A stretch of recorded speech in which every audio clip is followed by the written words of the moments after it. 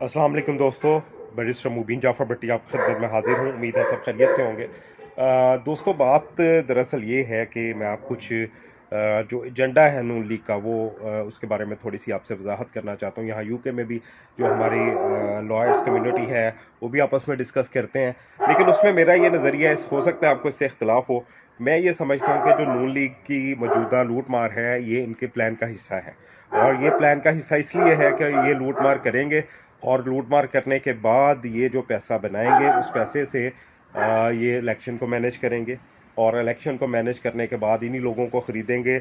और ये अच्छी लूट खसूट जो है ये इनके प्लान का हिस्सा है, और इससे ये इलेक्शन को मैनेज करना चाहते हैं। और उसके बाद फिर क्या होगा? होगा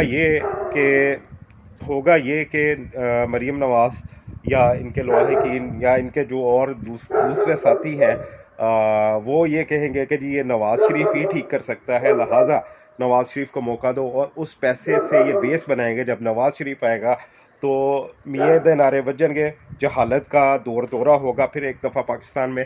और इस जहालत को जब तक हम ख़त्म नहीं कर सकते, ये हालात, ये मौजूदा जो सिचुएशन है, ये हमारा बीइंग अ नेशन मुकद्दर रहेगी, और हम सब को इसके बारे में सीरियसली सोचना होगा कि हम कहाँ खड़े हैं। और ये जो तासुब फैलाया जा रहा है पाकिस्तान तहरीक इंसाफ के लोगों को कत्ल करके, ये दूसरे लोगों को के दिलों में डर बिठाने के लिए ये सब कुछ किया जा रहा है। लिहाजा ये एक शोबदाबाजी है, और ये 1980 से जारी सारी है।